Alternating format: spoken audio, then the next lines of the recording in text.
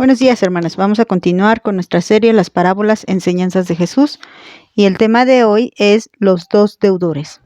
Bueno, esta parábola la vamos a encontrar ahí en el libro de Mateo, en el capítulo 18, versículos 23 al 35.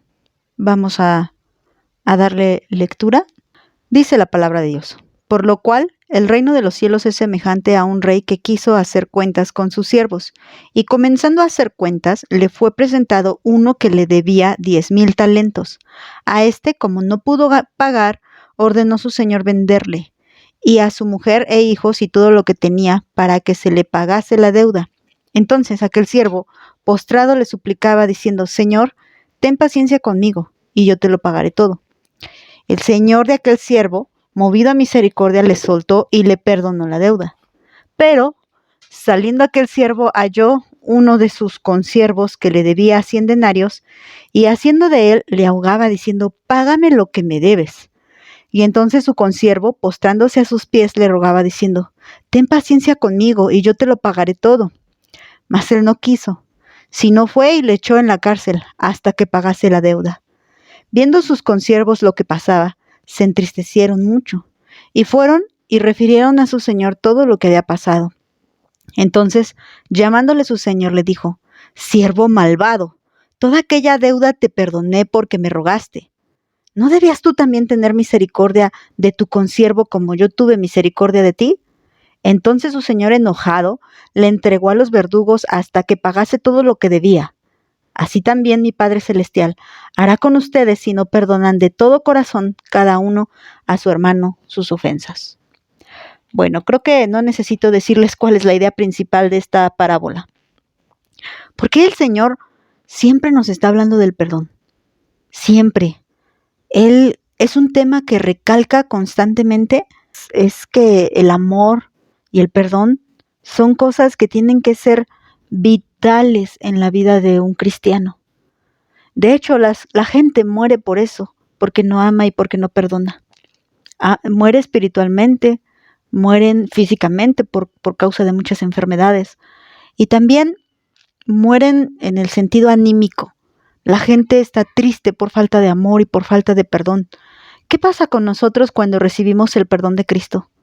Híjoles, cuando logramos entender que Cristo nos ha perdonado y logramos entender que nos ha perdonado de muchísimo, nueva vida trae a nuestro ser. Gozo, paz, regocijo. Todo esto viene a nuestra vida al sabernos perdonadas. Si nosotras que experimentamos ya esto, nos damos cuenta de que hay gran bendición cuando se recibe el perdón, debemos de ser responsables entonces para otorgar el perdón al otro.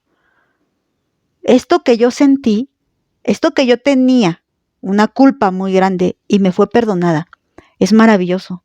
Y yo debo de transmitirte lo mismo a ti. Y cuando compartimos el Evangelio, eso transmitimos a la gente. Pero no solo se trata de compartirle el Evangelio a la gente, se trata de perdonarle sus ofensas. Regresémonos al versículo 23. El Señor Jesús está diciendo: por lo cual el reino de los cielos es semejante a un rey que quiso hacer cuentas con sus siervos. Y este versículo declara una gran verdad. La verdad es que vamos a rendir cuentas. ¿Quiénes? Todos, hermanas, todos. Y aquí está hablando esta parábola de los hijos de Dios, de los siervos de Dios. Aquí no está diciendo que viene a pedirle cuentas a los ajenos, a los que no son siervos, a los que no son hijos, sino a los siervos. El rey no va a hacer cuentas con los siervos ajenos. El rey va a hacer cuentas con sus propios siervos. Obviamente, él les encargó algo. ¿Y qué nos encargó, hermanas? Aquí nos está hablando de perdón. Hermana, Dios nos está encargando, perdona, te lo encargo, Eso está diciendo Dios, yo te lo encargo, perdona. En el versículo 24 dice: y comenzando a hacer cuentas, le fue presentado uno que le debía 10,000 talentos. En el versículo 28, pero saliendo aquel siervo, halló a uno de sus consiervos que le debía 100 denarios. Entonces, la deuda del consiervo era de 100 denarios. Un denario es igual a un salario de un día. Entonces esta persona le debía 100 denarios, o sea, el trabajo de 100 días. No es poco trabajar 100 días por esto. Por alguna razón, o se los robó, o se los pidió prestados, o se lo encargaron y los perdió. Por alguna razón, esta persona debe 100 denarios, o sea, el trabajo de 100 días. Híjoles, es una cantidad que si la tuviéramos ahorita, podríamos pagar varios pendientes que tenemos, a lo mejor la luz, el teléfono, el gas, ir al súper. Y resulta que esta persona, el primer siervo que es mencionado aquí, no debía 100 denarios, debía 10,000 talentos.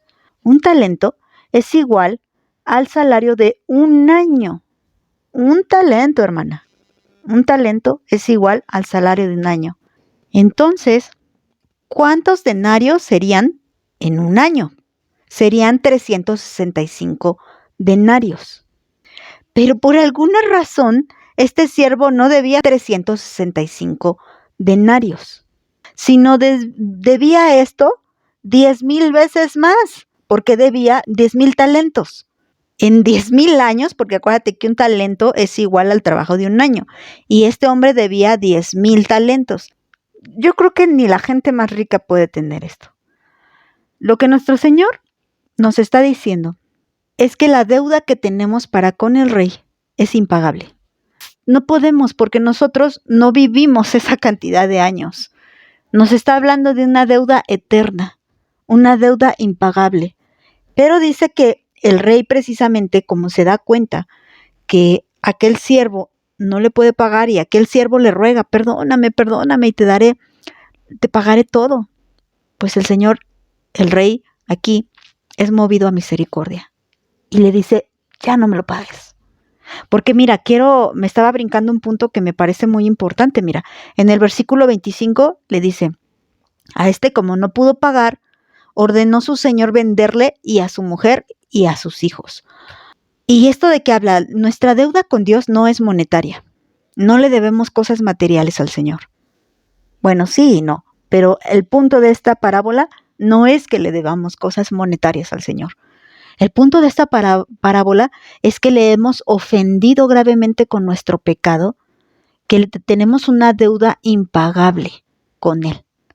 Porque aparte, lejos de ser mejores y diferentes, somos malos. Aquí está diciendo que al momento que tú te conviertes en siervo de Cristo, no es porque seas una persona súper buena y súper obediente y súper santa. No, entras en un proceso, claro, ese es otro tema. Pero lo cierto es que tú llegas y Él te compra con su sangre y tú le debes todo. Él pagó tu pecado, pero le debes eso. No sé si me estoy dando a entender. No es que vayamos a pagar nuestros pecados nosotros, sino que realmente nuestra salvación se la debemos a Él. Entonces, Él pagó la fianza. Él pagó el precio para que tú no fueras encarcelado en esa cárcel del infierno, en esa cárcel del tormento, de la desgracia, de las maldiciones. En esa cárcel ya no estamos ahora porque Él nos perdonó la deuda y Él la pagó. No solo nos perdona, sino que la paga. Entonces somos deudoras de nuestra propia vida para con el Señor Jesucristo y entendemos eso. Por eso siempre tenemos que tener una actitud humilde delante de Dios, porque somos deudoras. Pero mira, dice aquí que si Él le intentara pagar el siervo, no alcanzaba ni con su esposa ni con sus hijos. Esto quiere decir que nuestro pecado es tan grave que siempre se van a ver involucrados los seres a los que más amamos. Tu pecado mancha, tu pecado salpica de mugre a tu familia, primeramente a ellos. Y el chiste es que hasta los vecinos, hasta la gente más distante de ti termina siendo afectada por culpa de tu pecado. Ahora échale que todos pecamos, imagínate. Una salpicadera de aquellas. El chiste es que esta familia, esta mujer y este hijo que probablemente no pidieron, ellos no estaban de acuerdo en esta deuda o no sé, X cosa. O tal vez este siervo robó, como te digo, ¿quién roba esta cantidad de dinero? Pues robó 10,000 talentos de su señor y se los debía, porque viene a hacer cuentas. Tal vez estaba a cargo de algo y pues lo administró mal y ahora lo debe. Bueno, el chiste es que Dios le está perdonando y ya no tiene que ir a la cárcel su mujer y sus hijos. Pero ¿qué pasa cuando nosotros obramos mal? Una de las formas de obrar mal es no perdonar. ¿No perdonaste? Entonces lo va a pagar tu esposo y tus hijos. Vámonos a brincar hasta el versículo 32. Entonces llamándole su señor le dijo: siervo malvado, toda aquella deuda te perdoné. O sea, te perdoné que tuvieras que trabajar 10,000 años, que no podías ni pagarlo. Y te lo perdoné porque tú me lo pediste, porque tú me lo rogaste. ¿No debías tú también perdonar a tu consiervo, a tu igual, a tu hermano? Y dice entonces, le echa en la cárcel enojado y le entrega a los verdugos, que en este caso son los ángeles. Dice, hasta que pague todo lo que debe. ¿Cuándo va a pagar esta persona todo lo que debe? Nunca. ¿Y te acuerdas que cuando iba a ser echado en la cárcel también iba a ser echada su mujer y sus hijos? Entonces, por no perdonar, la maldición, la carga, la condena, el castigo, le llega a su familia por la falta de perdón. ¿Es poca cosa no perdonar? No, es muy grave. Y cuando tú te encuentres en una situación de falta de perdón, porque ninguno está exento, ¿no? Todos estamos expuestos a ser ofendidos, a ser lastimados, porque somos eso, somos gente pecadora. Y pecamos contra Dios y pecamos contra nuestro prójimo. Y muchas veces sin querer, y a veces lastimamos hasta la gente que más amamos, que decimos más amar, pero somos tan imperfectos que hasta ellos los lastimamos. Bueno, estamos siempre expuestos a ser lastimados y a lastimar, pero si tú en tu corazón no perdonas, no pasas por alto esa ofensa, que sí es grande, porque recuerda lo que le debe a su consiervo: 100 denarios, el trabajo de 100 días. O sea, me cuesta mucho trabajo asimilar tu ofensa, me cuesta mucho trabajo perdonar lo que me hiciste, pero si tú te das cuenta que estás en esta situación, debes de entender que urge que perdones, porque en cualquier momento tus otros consiervos van y oran delante de Dios por las injusticias que están viendo. Mira, 31. Viendo sus consiervos lo que pasaba, se entristecieron mucho y fueron y refirieron a su señor todo lo que había pasado. Nosotros debemos de estar conscientes de que sí, yo no minimizo la ofensa que tal persona te haya hecho. Tal vez en estos momentos tengas en mente a alguien que digas, no, la persona que más me ha ofendido es esta. ¿Te imaginas que Dios nos hubiera perdonado así? Que Dios nos hubiera dicho, yo te perdono, pero nunca más volverás a ser mi pueblo, nunca más volverás a ser mi iglesia, nunca más volverás a ser mi amada esposa. Entonces, ¿cómo experimentaríamos la restauración?